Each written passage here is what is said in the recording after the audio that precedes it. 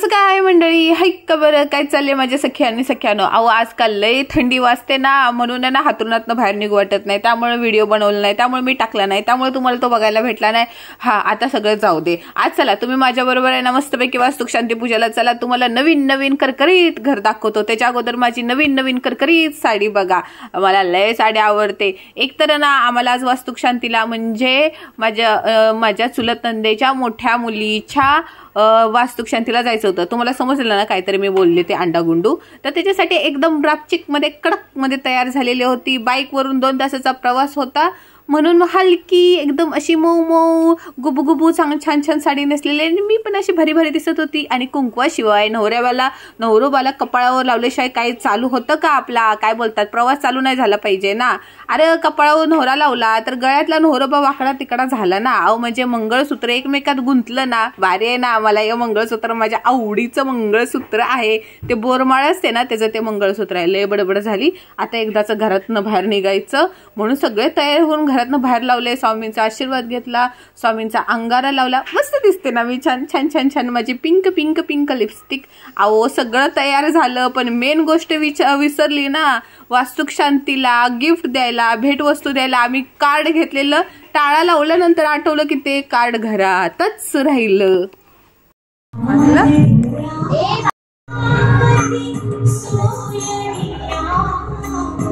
चला आता तुम्ही पण माझ्या बरोबर दत्तगुरूंचे आणि आपल्या स्वामी आईचे दर्शन घ्या. आता हा व्हिडिओ बघून तुम्हाला माझ्या आळशीपणाचा अंदाज आलाच असेल.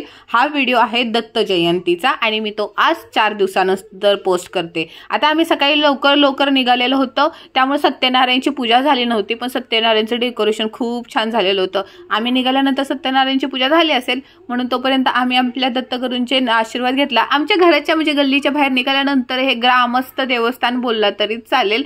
गुरुदत्त ग्रामस्थ मंडळ वगैरे बाहेर मंडप वगैरे छान घातलेला होता. आमच्याकडून दत्त जयंतीनं खूप छान आणि मोठी साजरी होते. जेवण भंडारा सगळं काही असतं. मंडप बघितलं ना एकदम गावची आठवण येते बघा. सकाळी 7 वाजल्यापासूनच बायका ताटं घेऊन येत होते. दर्शन वगैरे चांगलं झालं. आता आम्ही चाललो. आता कुठं चाललोय सांगतो. ते आता कोमल सांगते. हा कोमल माझ्या नंदेच्या मोठ्या मुलीचं नाव कोमल आहे. त्यांनी त्यांचा फ्लॅट आहे ना तळोजाला घेतलेला आहे. मग त्या आम्हाला कुठनं जायला लागलं माहितीये का? अवलय आटापिटा करायला लागला. एवढा प्रवास आहे ना. थोडंसं बाहेर निघालो कोपरखैरणीवरून आणि काय एकदम घनदाट डोंगर घाटानं चालल्यासारखं वाटायला लागलं.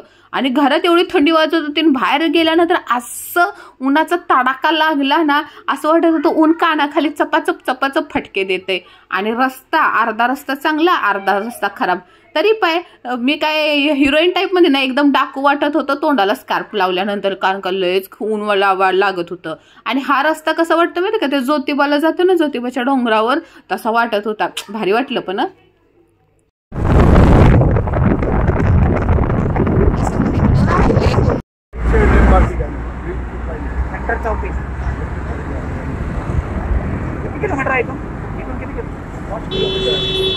शिळफाटा ते शॉर्टकट कोपरखैरीवर शिळफाटा, तिथनं शॉर्टकट करत तळोजाला पोचलो. आणि तो एरिया बघून एवढं हे झालं ना, टेन्शन आलं ना. सगळीकडे धूळ गर्दीच गर्दी. आणि ह्या बिचाऱ्या ट्रकवाल्यावर आहे ना कबुतरांनी हल्लाच केला. अहो त्यातले सगळे काहीतरी चणे होते पोत्यांमध्ये, सगळे कबुतरांनी खाल्ले. सगळे नाही पण वरची पोती सगळी फोडली बघा. एकदाच पोचलो तळोजामध्ये पोचलोय, तरी पण तिथनं 5 किलोमीटर, तिथनं 7 किलोमीटर असाच सगळा प्रवास चालू होता. नवीन आहे ना आता, यूज नाही ना.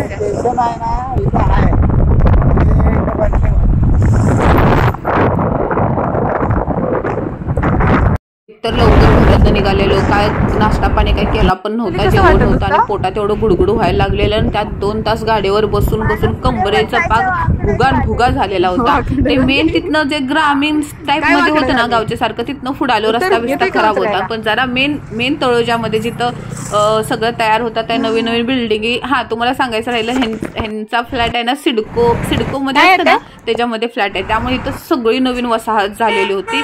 थांबलो देवासाठी. आम्ही तिथं नारळ घेतला. आपल्या बारक्या सासून आईस्क्रीम खाल्लो. पण काय दिसत होतं म्हणजे एवढा कंटाळा आलेला गाडीवर बसून. पण तिथं त्या सोसायटीमध्ये पोहोचल्यानंतर काय जबरदस्त म्हणजे ते बिल्डिंग आहे त्यांचं ते कन्स्ट्रक्शन लय जबरदस्त होतं.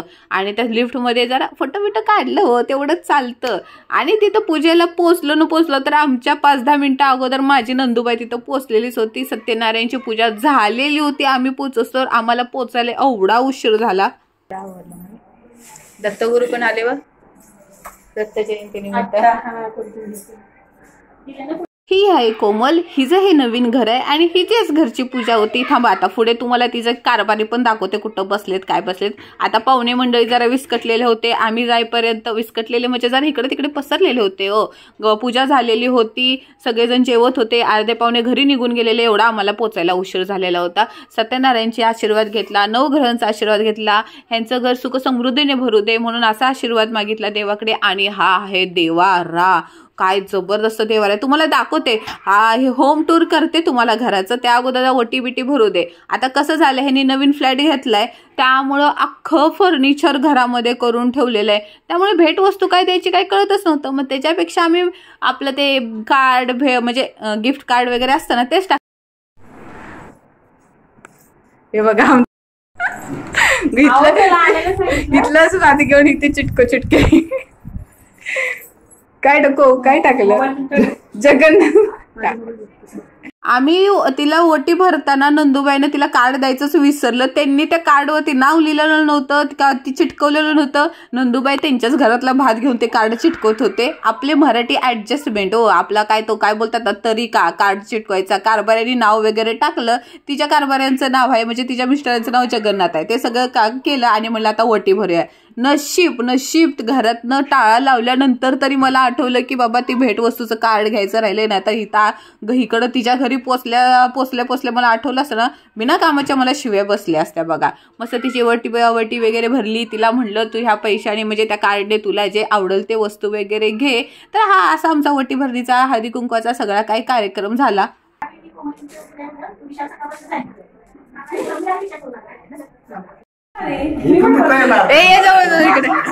माझे कारभारी तर मध्ये उभे आहेत, तुम्हाला माहिती आहे. ती आहे कोमल आणि हे तिचे मिस्टर. तर आम्ही सगळ्यांनी मिळून मस्तपैकी फॅमिली फोटोज वगैरे काढले. तिचे गावं तिची ऍक्च्युली कोमलला ना 2 दीर आणि 2 जावा आहेत. ती सगळ्यात मोठी आहे. इथं कुठेतरी व्हिडिओमध्ये दिसले तर तुम्हाला सांगेन कोण काय आहे. पण शक्यतो मी गेले तेव्हा सगळे पाहुणे निघून गेलेले होते आणि तिचे सासरे सुद्धा आलेले होते. चला तर आता तुम्हाला होम टूर करते. ही गावाकडे आपली कशी पद्धत असते, 5 कळश हे करायचे पुजायचे, तसं केलेलं होतं तांब्याचे. हे तिच्या लग्नातले तिच्या जावांच्या लग्नातले असे 5 कलश असे पुजलेले होते. कळशाले वजनदार होत्या बाबा. आमच्या घरी पण वास्तुक शांतीला आलेले आहेत. तर हा तिचा देवार आहे. देवाऱ्यात आपल्या बालकृष्णाचे पूजन झालेलं होतं आणि सगळं म्हणजे सामान ठेवण्यासाठी देवारा सगळं काही केलेलं होतं.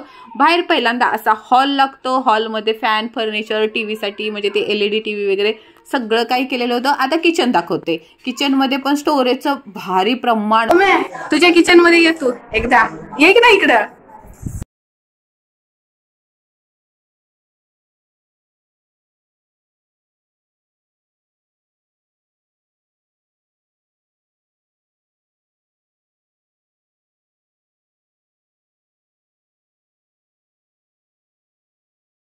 फ्रीज वगैरे ठेवायला एक साईडला जागा, बरण्या वगैरे असं टेबल वगैरे सगळं काही. परत वरती अडगळीचं साबण ठेवायला वरती. आणि हा आहे किचन बेसिन. समोर किचनच्या समोर पण छान अशी खिडकी म्हणजे प्रकाश येतो. भारी खिडक्यात आहे ना प्रकाश लय भारी येतोय बघा. ते ट्रॉयली वगैरे जसं नवीन फर्निचर असतं ना सगळं काही. एखाद्या आपल्या गृहिणीचं सगळ्यांचं स्वप्न असतं की असा किचन असावा, तसाच तो किचन आहे.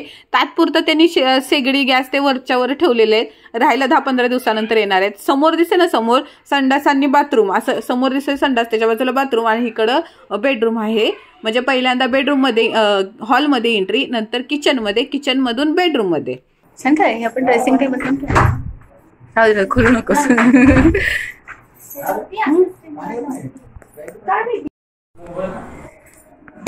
मला पर्सनली बेडरूम मधला ड्रेसिंग टेबल आवडला, म्हणजे आपला आवडता विषय हो बायकांचा. बेडरूम पण फुल फर्निचर होतं, बेड वगैरे कपाट सगळं काही जबरदस्त होतं. सगळं काही तुम्हाला होम टूर दाखवला. आम्ही गेलो जेवायला, कारण का पोटातले कावळे ओरडून ओरडून पण बिचारे गप्प बसलेले होते.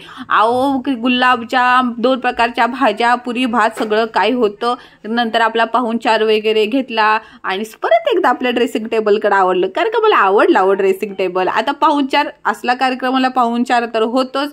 जरा पाहुणे मंडळीशी गप्पा गोष्टी वगैरे केल्या, 4-5 माणसांना भेटलो. आता जायची वेळ आली, टाटा बाय बाय करायची वेळ आली. तर ती कशी म्हणाली, मला माझ्या नवऱ्यांबरोबर पण व्हिडिओ पाहिजे. मग चला तिच्या नवऱ्यावर पण व्हिडिओ काढला. दिसले आमची टॉवेल टोपी वरती राहिलेली म्हणून ते आईला परत खाली आलेली. तिच्या बाजूला ते उभे होते ना, ते तिचे सासरे होते. आता मला बाईकवर बसून आलेला वैताग आणि माझ्या नंदूबाई आलेल्या रिक्षा करून. तर मी माझ्या भारक्या बादशाला म्हणलं, तू गप गुमान त्या बाईकवरती बस मामाबरोबर, मी तर रिक्षामधनं जाणार आहे. मला एवढा वैताग आलेला होता. मस्का पॉलिश करून दक्षला आणि हो माझा क्यूट क्यूट छोटा भाचा, ह्या दोघांना बसवलं रिक्षावरती. नशीब जाताना कमीच ट्रॉफिक लागलं.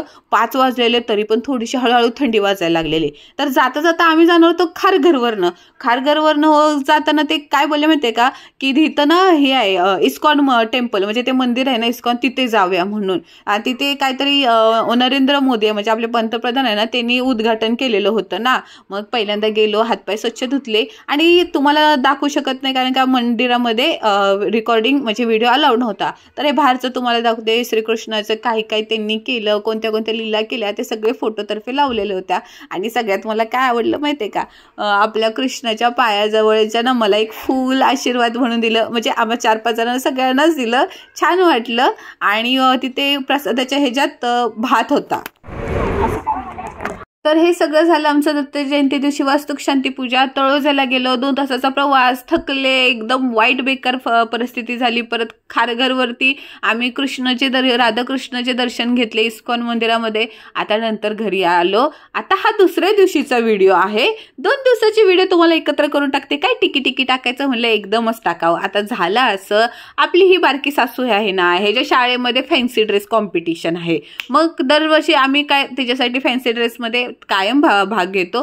पण आम्ही विकत त्याला कोणताच ड्रेस आणत नाही, घरातच बनवतो. म्हणजे त्याला त्याच्यामध्ये इंटरेस्ट येतो आणि तो अजून खुशीनं कोणती पण वस्तू करायला सुरुवात करतो. तर ह्या वेळेला त्याला 4-5 ऑप्शन होते, म्हणजे आपलं इंटरनेट किंवा पोल्युशन आणि हे तिसरं म्हणजे मशीन्स असं काहीतरी होतं. तर आम्ही त्याला ना इंटरनेटमध्ये सगळे सोशल मीडिया म्हणजे इंस्टाग्राम वगैरे त्याचं दुरुपयोग काय आहे ते सगळं सांगायचं होतं. पोल्युशनमध्ये आपली पृथ्वी कशी खराब होते ते सांगायचं होतं. आणि आजकाल कॅम्प्युटराइज रोबोट वगैरे त्याचा काय फायदा आहे ते सांगायचं होतं. तर आम्ही त्याला रोबोट बनवायचं ठरवलं. तर आता ही तयारी आहे ना आम्हाला चक्क 8 दिवस अगोदर चाललेली होती. कारभाऱ्यांनी खोके आणले, त्याच्यासाठी आम्ही यूट्यूबवरती बघितलं की रोबोट वगैरे कसं बनवायचं. तर हे असं काय काय त्याच्यासाठी आम्ही गोळा केलेलं.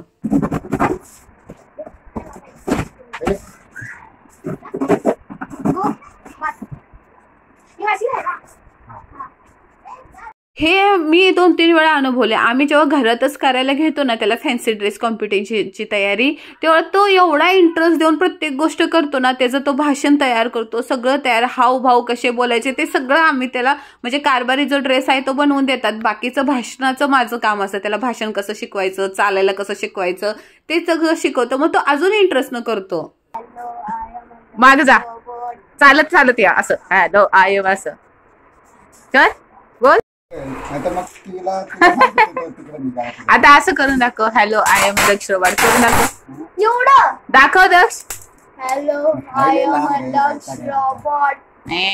हे कसलं रोबोट, काय एनर्जी आहे.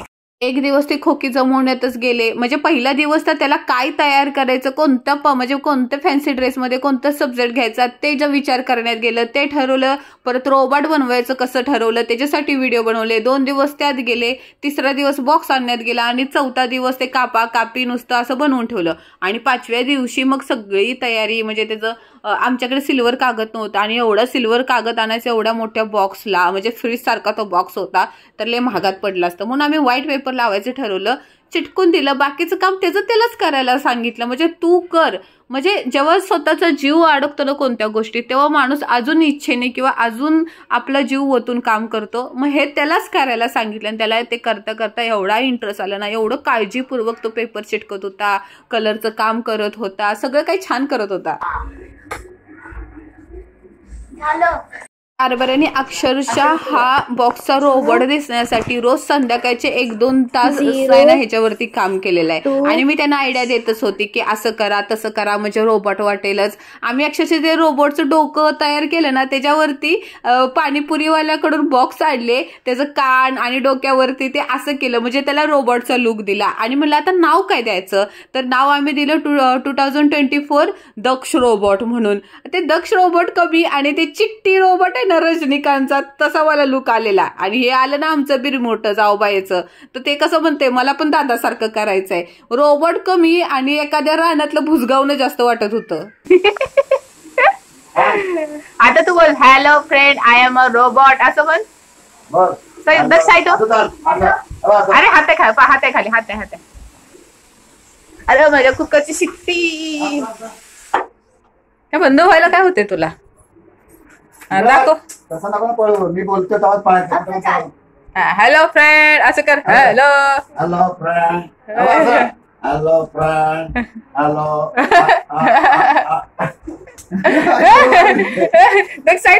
असं एकीकडे जेवण तयार करायचं, ह्याची स्पीच तयार करायची, त्याचं डेकोरेशन तयार करायचं, एवढं सगळं डोक्याचा गोंधळ झालेला होता. आणि दुसऱ्या दिवशी त्याला हे सगळं शाळेत घेऊन जायचं. आता सगळ्यात मोठा प्रॉब्लेम होता की हे एवढं मोठं बॉक्स शाळेत कसा घेऊन जायचा. आता हे गेलं ना गल्लीमध्ये ते बॉक्स घालून रोबोटचा, सगळी गल्लीतली माणसं बघायला लागली. धडकर